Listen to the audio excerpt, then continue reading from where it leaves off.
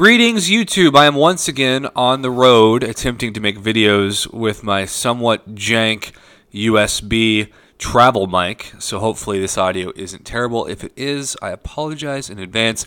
But, the new gifting event is out, and I was traveling all day on the road yesterday, and so I didn't have a chance to really talk about it much. I haven't sent a single gift yet, so lots of people are hitting me up. Last year, no one hit me up, so I guess that was the difference in 1 year of making 1,000 videos on YouTube, huh? But we have a guy by the name of Cutless X. It's a capital C and a capital X with a space in between both that sent these over to me this morning. He made a breakdown of every item of gifting and the points per unit. So basically the best and worst values for your units in the new gifting event, with you looking for points in the milestone categories versus units spent. So big thank you to him, and I thought I would pass on the information and share with you some of his observations. So I don't think this first page for most summoners matters much. And I also want to say that, of course, this depends largely on what you need. Something for me like a lesser experience points boost is completely worthless because I'm at level 60 and experience in general means nothing. But, you can get experience points easily, especially experience points boosts easily from in-game items without spending units. So in general, unless you want to buy a champ boost, which you can also get easily from in-game resources for free, I would say, save all your units, because the happiness factor, which is the main reason why the gifting event is so exciting, right? Because the happiness factor of pulling a 5-star Kang or a 5-star Thanos or now a 5-star Awakening Gem or a Tier 2 Alpha is immeasurable. The chance, even if it's a 0.05% chance, is so exciting that that's normally what makes it worth it for people, but in this case, not so much. Okay, so we are going to leave that picture and go to something that actually means more.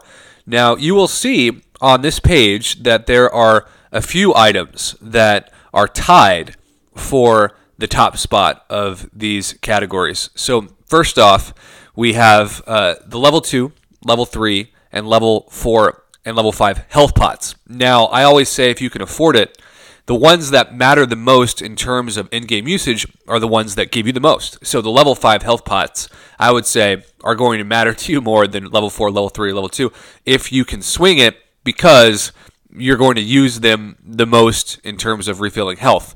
Now, is that something that I would still spend units on? Yeah, probably not. But if you're thinking about just something you might need, if you don't have any and you're about to do some hard content, Lord help you if you're doing the maze, from everything that I've seen, you're going to want to maybe stock up on a few of these, and I would say the level 5 health pots, since they have the equal 2.86 unit value for points, it's probably worth it to you to do that. If you're going to go with the health pots, might as go with the level 5s. Now, moving on to that, I have seen a couple of observations on this, because the level 4 Alliance health pots seem to be the best. Level 4 ally team health potions and just in general seem to be the best value. He has determined that this is the best value for your units, that you'll get 3.5 essentially points per item worth of milestone. So that's pretty cool, right? That's a pretty cool calculation, and certainly that has way more value than the revives do. Now, a revive might be worth it more to you because you might use revives more, because generally you don't use team potions as much as single potions for alliance events. And so in general, you might think a revive is worth it for you to gift because you're going to only use singular health potions in general. So pretty cool observation there. In general, I think dungeon items, this is just a pro tip, not just for this, but in general, are a complete waste. I would rather, if I have to use units on dungeon items, I'm just going to restart a dungeon.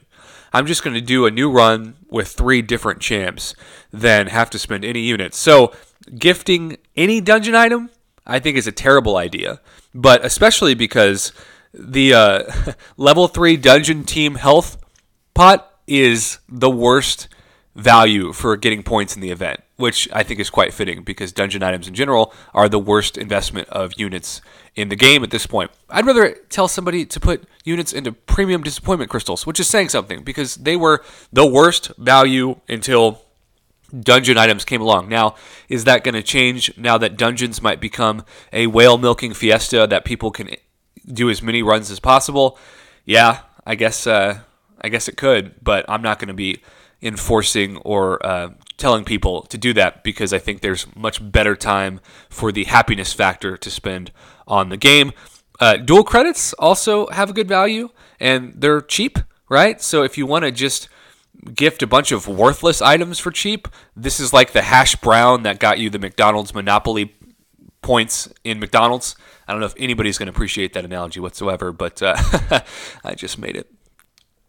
And last but certainly not least, the main excitement, of course, is the crystals. This is what most people are gifting because these have the best happiness ratio, if you will.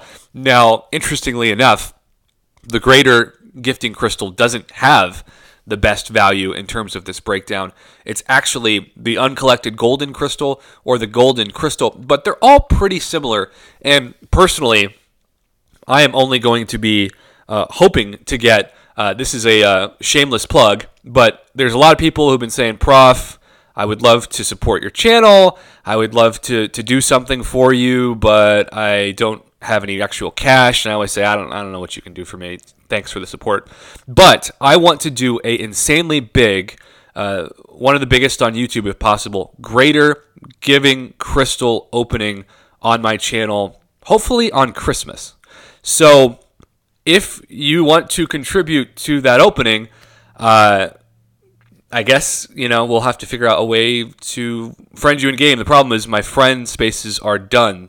So, I don't know what I'm going to do about that. But that's my dream. My dream is to have as many opportunities to get those as possible and to just have a super fun opening and to thank the community that way by saying, hey, the community helped me do this opening. So I don't know if it's going to be possible, but that's the dream. And so in general, I would still say the best thing you can do is greater gifting crystals just because of the possible excitement of a rare 5-star or a 5-star awakening gem or a tier 2 alpha. That's going to mean the most to your happiness, even though most of them, of course, are not going to be that. They're going to be 4-star shards or something like that. But if you are looking for something cheap and easy to gift, dual credits are going to be your top option. If you're looking for something worthless to feel depressed about, do anything dungeon related because that would be a terrible idea. And if you're looking for the best value in general, it's going to be the level 4 Alliance Team Health Potions.